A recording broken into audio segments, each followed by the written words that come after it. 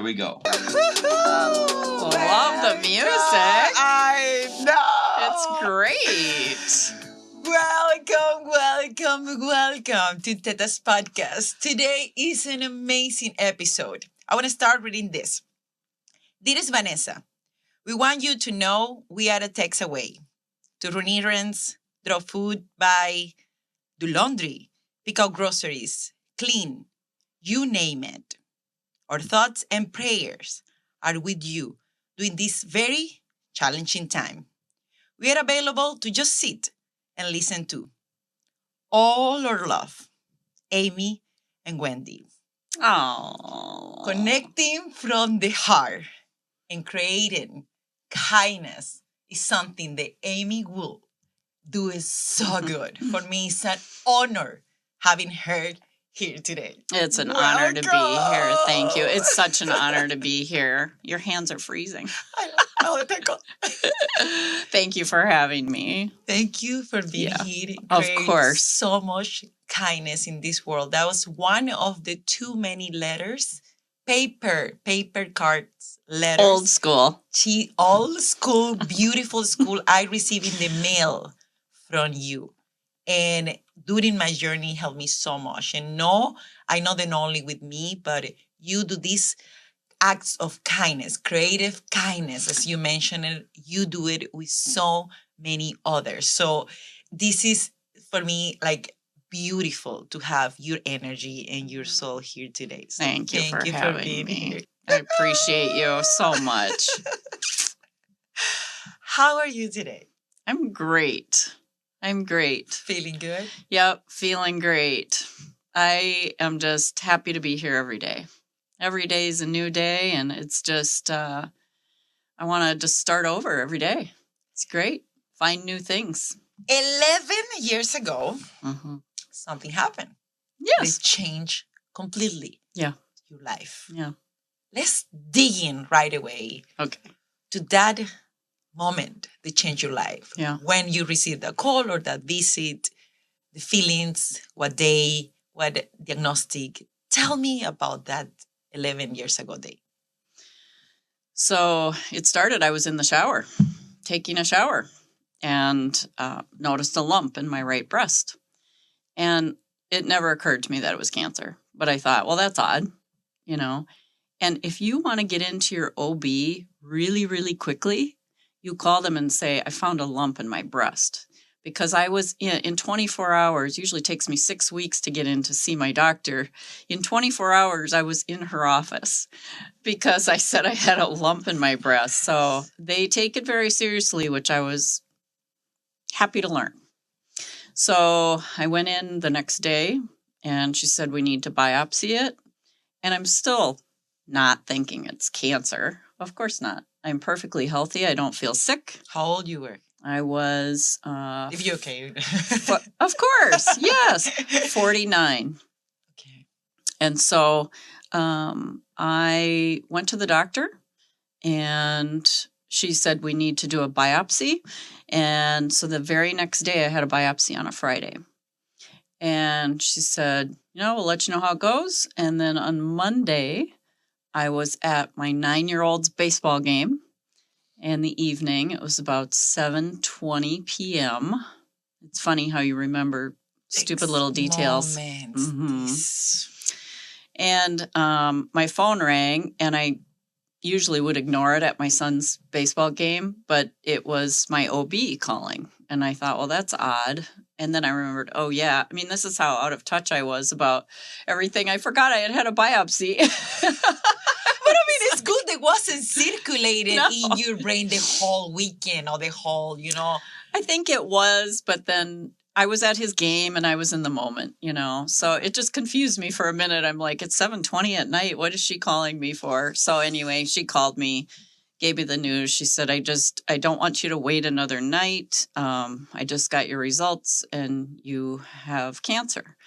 And I was just stunned because it just didn't occur to me that was going to be the outcome. So, what do you feel in that moment? Let's pause a little bit. That exactly moment, you were your kid's game. what do you feel? What come to your mind? You are in a public space and this big wave come to you. What crossed your mind that very, very second? I will never forget it because I was watching my son play baseball, and I remember when she said the words, I remember everything slowing down, like visually, everything slowed down. But I could hear everybody talking and cheering because it was a baseball game. I could hear people laughing, but everything kind of went into slow motion. And I thought, why are people still laughing and talking? I just got this news, like, and then you realize, oh yeah, life goes on. But I remember everything just slowing down into slow motion. That's what it was like. That's what it felt like. It was a very odd sensation. And then, how do you share it? Like then right away, or how you navigate with that? Because this is what happened. People don't understand. You have like they give you the news and you have the news in your hand. And then you navigate it through all this process of processing this news that you get. Yes. But then you also, it's a big challenge how I share this news with who. Right. What was that? Ooh, that's a tough one. My daughter was sitting next to me, and my son was playing baseball, and his dad was coaching. And the very next morning, his dad and I were going to court to finalize our divorce. So I could see my daughter, I could see my son, and I could see my about-to-be ex-husband. And I thought, nobody's life is going to be the same. Only I know this right now. I'm the only one who knows. But all four of our lives are about to change. And it was just an overwhelming thing. So I stood up. I didn't want my daughter to overhear the conversation because she was sitting right next to me. So I stood up and I walked out I'll never forget, I walked out to the street and I sat down on a curb and finished the conversation with my doctor about, okay, now what, kind of thing. And my mind was just racing, like you said, like, how am I going to share this news? It was a really hard year leading up to it. And in some ways, when I was able to sit back and consider all of it, I thought, well, of course I have cancer, because this is how my body is expressing the stress in my life. And it's expressing the emotional toxicity that we're going through. I feel cancer is something, we do so much toxicity or products toxicity in what we eat. Yes, environmental too. Emotional too. Yes, all 100%. These elements literally play a role in what the cells trigger is. Yeah. What was your bigger fear in the middle of such emotional roller coaster you go into? What was your biggest fear in that moment? What was it there? Oh, that I was about to be a single mother and that my kids needed me. That was my biggest fear, that I had to live. That was it, plain and simple. I went on Wednesday when I realized I don't have insurance and I have cancer. Like, what is happening? We're laughing about this, but it was ridiculous. Wow. It was you can't make it up. So, and I rushed in and I said, and I knew the HR person, I said, I have some really bad news and I'm not sure what to do about it. And she said, what's up? And I said, well, I got divorced yesterday and my ex carried me and the kids on his insurance. And she said, that's no problem. It'll be seamless. It's no big deal. And I said, well, here's the other part of the equation is there's another tiny little problem, which is that I was diagnosed with cancer on Monday and her jaw just literally her jaw dropped. And I remember looking at her reaction and thinking, oh, I'm screwed. But the opposite, she said, I don't know how you feel about Obama, but because of Obama, pre-existing conditions will not matter, and it will be a seamless transition No matter onto your own what. Just insurance. how you navigate in the Yeah. middle of always happening in your life to Mhm. take decisions Yeah. about your treatment and how you pick out the team and what do you navigate, what do you do in order to Yeah. navigate onto to all that medical Thank God for decisions. my primary physician and my OB who are women. I'm not saying that, nothing against men, but But women, we are so cool. but women are cool. Let's face it. And they have tetas. It's not this show is called Tetas or nothing, but yeah, we're so cool. Yes. Yeah. Thank you. So I was grateful to have women around me at that point, and strong women physicians who just guided me through it with a lot of confidence and surety. I mean, they were just very confident what I should do next and who I should go see. So it was, setting me up with an oncologist, setting me up with a plastic surgeon. You and I have talked about this. There were so many questions coming at me.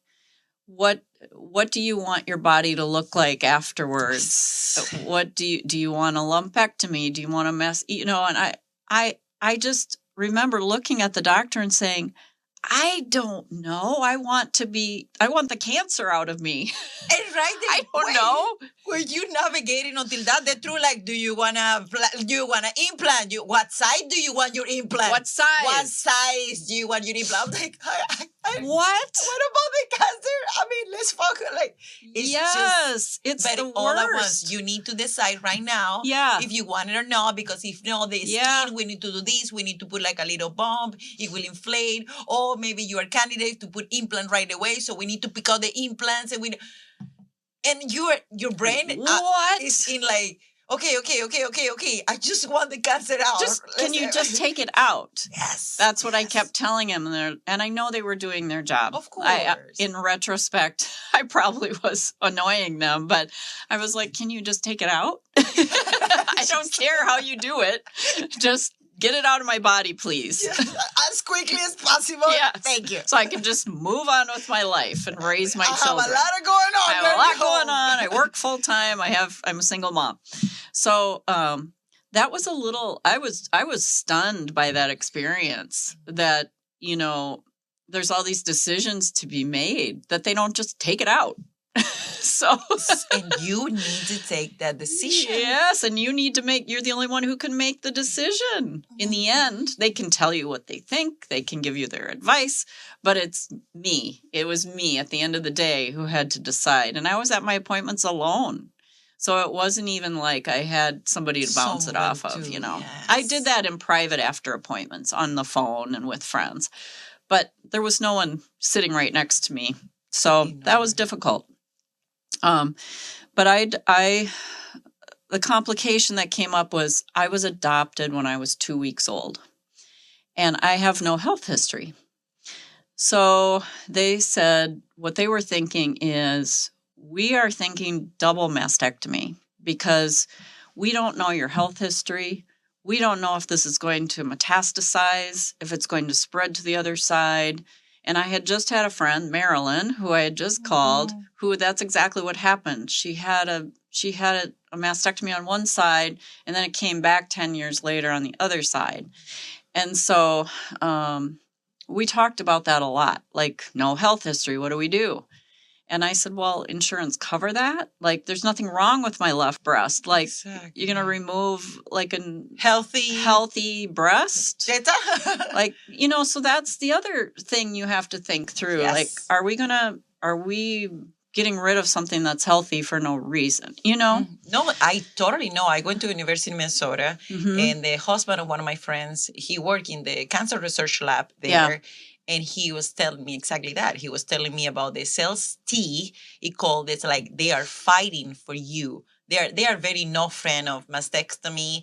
They're very like, that is a mutilation you do to your body. And it's cells, they are good cells that like they are fighting for you. Like they're like Yeah. as your soldiers. T cells. When you go through this major surgery to remove all these T cells, you're Yeah. removing part of your defense system as well. Exactly. So how, like, that is something that it needs to be navigated as well. No, it Like was, how much I take and how much I leave. And so confusing. So we settled on bilateral mastectomy, mostly because of my not having a health history. They were very concerned about that. And what does your partner think about, you not having breasts, or will you rebuild them, or what will you do? And I said, well, I just got divorced this last week. So you're like, so I don't care about his opinion at all. it doesn't really matter. That opinion is sealed in that paper. They say he's not my husband. But then they more. said, but you're going to date. You're going to have that in your future. You're still young. They really wanted me to think about that, and that just never entered my mind. Again, I was so focused on removing the cancer that I just really wasn't thinking about it. It all hits you later. It hits you later. The echoes are, when you're in the middle of the hurricane, it's hard to clear the voices. What we're talking early too. Yeah. It's so much noises. And in that moment, it's so much noises. It's just so hard. Yes. To hit the real voice, the real settled waters. That is where you see the clear waters. What is in that water? When the water is all... you don't see what is inside that water. So yes. So you pick out... In the end, you pick out reconstruction. So they said to me, I didn't want to do 2 surgeries. That's the only thing. So I was thinking about not doing reconstruction because I didn't want to go through 2 surgeries, which is what for people out there who don't understand, you have to get the mastectomy and then you have to go through multiple surgeries to reconstruct. And that's not fun. I had watched 5 of my girlfriends go through it. Up until this point. Now I've had 10 friends with breast cancer, but up until that point I had 5, and I watched them go through these multiple, and it gets to be kind of, I'm going to say, traumatizing. You get to a point where you're like, stop cutting into me. It becomes kind of a trauma. I may say that is exactly what I choose to don't go through that because I was no candidate for one-time surgery. It's some cancers that you can remove, put implants back. In my case, they were like, nope, you need to go through the process. It will be like, they told me 1 to 3 surgeries more. Yes. We will put some device that will inflate it, and then your skin will adapt about it, the expander, and then you need to come to the doctor often to inflate that thing, and then and it's painful. By the time that the doctor was like finishing with all, I was like, you know what, I'm exhausted only to listen to you. Yeah. This is exhausting. No. So I had decided I didn't want to do the expander route. I'd watched my girlfriends go through it. It just seemed torturous. And my breasts were not that important to me. So I just thought, okay, that's fine. Well, then my surgeon said, I'm doing a new thing. Would you like to be my guinea pig? I'm doing implants on the day of mastectomy, but I haven't done many. And I'm wondering if you want to do that. If you want to be small, we can do it. You can't be large. If you want to be a C or a D or whatever you want to be, because she was joking. She goes, you're 49. It could be a midlife crisis. You can have whatever you want. You can do whatever you want. And again, I'm just focused on the cancer. I'm like, I don't care. So she said, if you want to be small, I can do it on the same day and no more surgery. Wow. And so I decided to do it, knowing that I could take them down if I needed to at some point, which is, always in the back of my mind, explanting. But I did. I got very small implants because there's not a lot of skin, as you know. After they make the incision and take out the breast tissue, there's not a lot left to work with. What is that advices you tell to yourself, like, if I can do this different and not regret, because whatever decision you make, what you have in your hand at that moment was the best decision. I'm not going to best decision. I'm not going to regret that or beat myself up about that decision. But since then, I have thought a lot about it, and I've thought just recently about explanting, because I sitting right before you, am an autoimmune poster child. I have so many autoimmune illnesses, many, many, many, even leading up to breast cancer. So that's the other reason I was like, well, of course I have breast cancer. I have all these other autoimmune issues. So of course. So my body attacks itself all the time. That's just, I've had this since I was a teenager. And so, when I think about that, and I think about the fact that I have foreign bodies in my body, I think, that's probably not the greatest thing for my autoimmune system, because it could be fighting against itself all the time because they're not supposed to be there. And so just in the last 6 months, I've been researching and thinking about it more and more. It's something that we're hearing more and more because of that. Like, what is it? And even if you're like, your body is 100% healthy, and imagine like when having a immune condition, your body is something that I figured out after the fact that I like my cancer, tetas out, and all this stuff. Yeah. I remember that first year when I put my implants in, the swallowing was, my full body was inflamed. With what I know right now, I know that was my body fighting back and telling me, you don't need this in your body. We don't want this. The inflammation was, I remember I was so, and I thought I was like, that I'm just fat or what? I remember my body was fighting with everything my body has. This was not supposed to be there. It wasn't supposed to be there. That's right. My periods, everything my body was fighting. My body was in inflate mode. And now that I understand more about how the mitochondria of the cell work, how everything is starting the cell, how I understand more. Wow, all these were inflammation of my body. That was my mitochondria and my cell not working good because I put something external where it shouldn't be there. So I was ruining the whole process. Right. So it's just, I think now the people are more conscious about these facts. And for that reason, the people are like, hey, what is important for me, and what is it that it can go to my body or not, and what take more conscious decision. And I feel like when you take that conscious decision, I'm not like pro or no or nothing, and we are not medical doctors here. This is not like a medical advisor. Nothing at all. No. You need to follow your body. You need to follow your instincts. You need to follow your heart and what speaks to you with the information you have in your hand. We only sharing the information that we navigate through and we have in our own experiences, and that hoping that in any chance this help you to take your own decisions.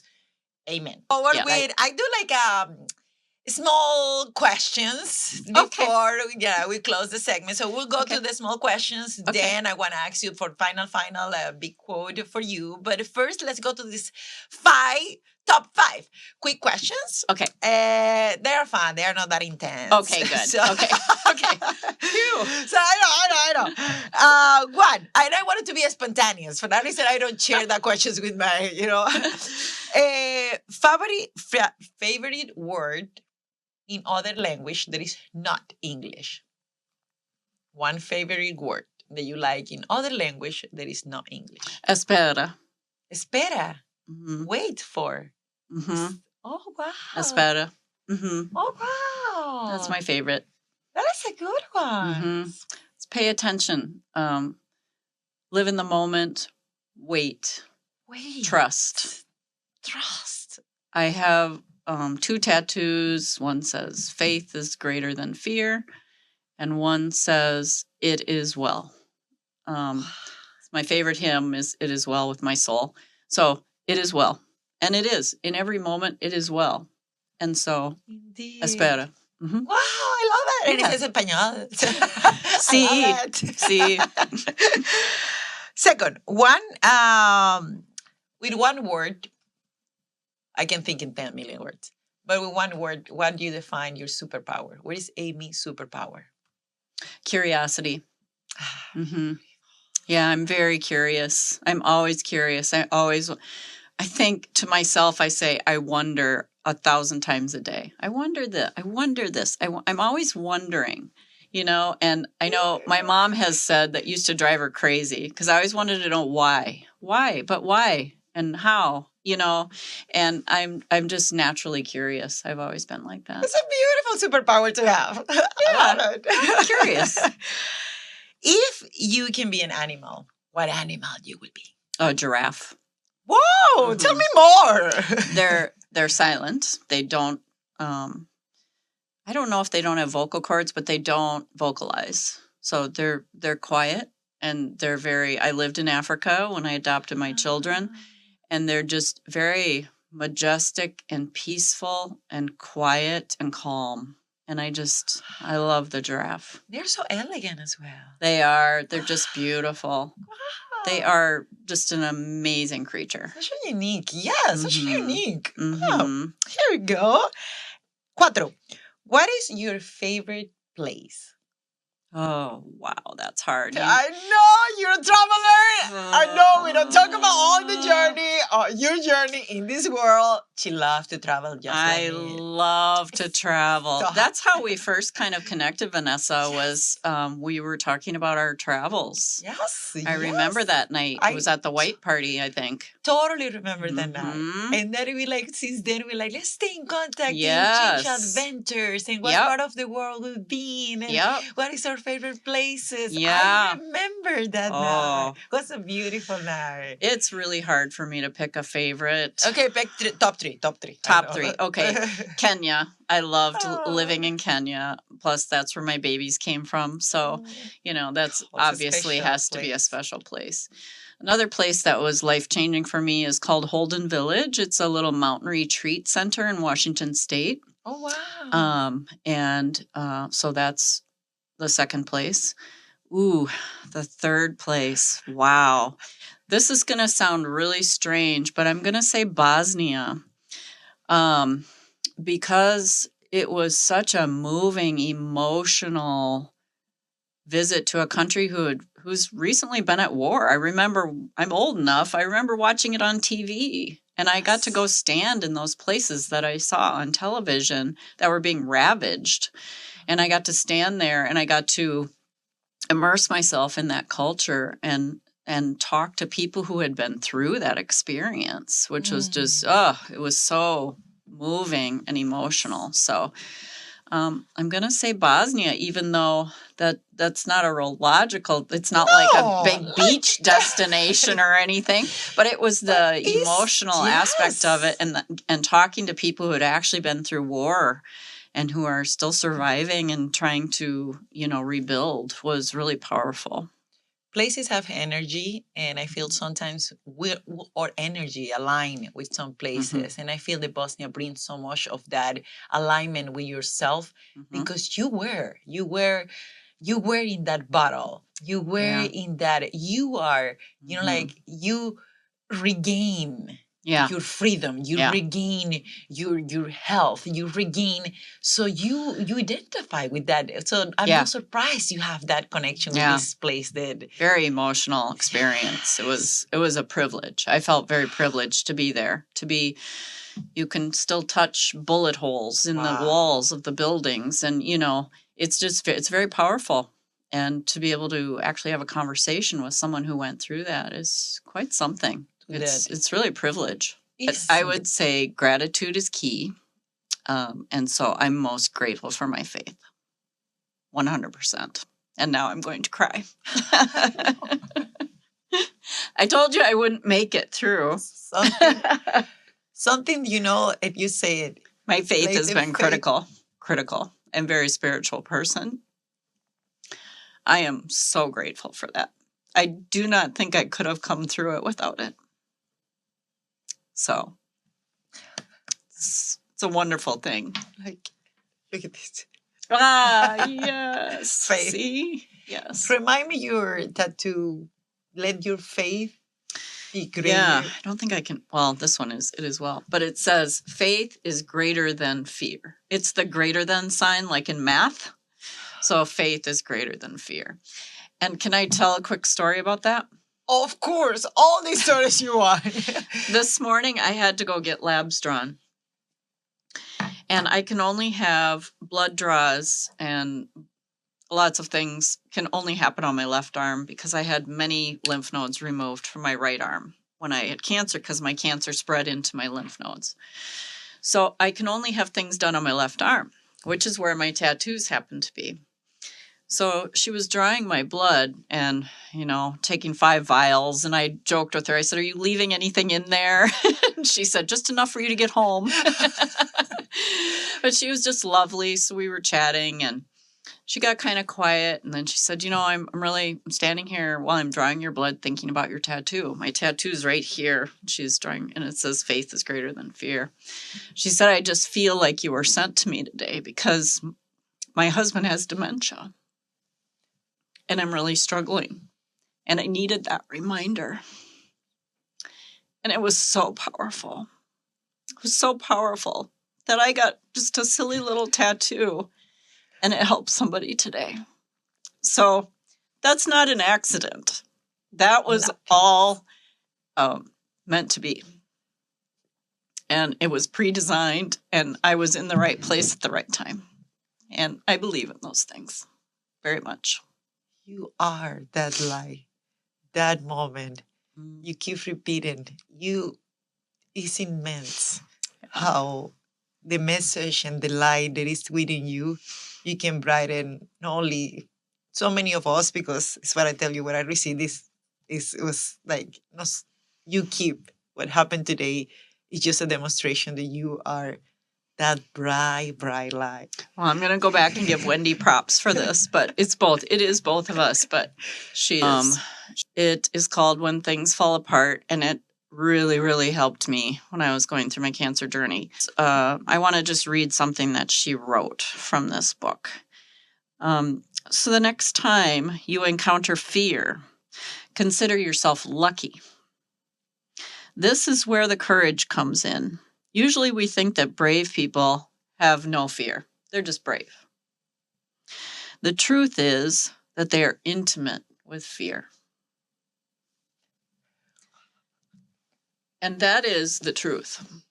We are scared, but we do it anyway. That's what bravery is. It's not the absence of fear. It's facing your fear. Because now you have an opportunity to grow. And you might miss that opportunity if you turn away from fear. So I always say to my kids, if you're a little bit scared about what you're thinking about or what you're doing, you're on the right track. You're on the right track. If you're a little bit scared or even a lot scared, go for it. You are in the right track. It means there is something meaningful and something that you care about. Yeah, maybe like your retreats that you do. Maybe that's a little scary. But you're going to push through and you're going to do it because it might teach you something. So in the face of fear, we really shouldn't turn away from it. Just face it. Just go through. Amy, I want to say thank you to you for being here today. Today's been like a lovely, lovely conversation. Just a privilege that you invited me. I feel extremely privileged to be here because you've been a shining light in this community for years. And to sit here with you is it's an honor. So thank you. This conversation was a total honor for me. Thank you. The conversation we have in our couch was so powerful. Yeah. I'm like, it's what I tell you. This is the full cycle. This is us having the conversation there now to so many listen to and help me in the same way they helped me. Yes. So thank you, okay? My great pleasure. And thank you for what you're doing for Tetas. Tetas! We're all about Tetas. Yes. Thank you so much to all of you there to listen, to be here with us in this space. Remember, it's not like being fear and turn around. If something is scared, just going through because it's something learning for you there. Amen. Thank you, everyone.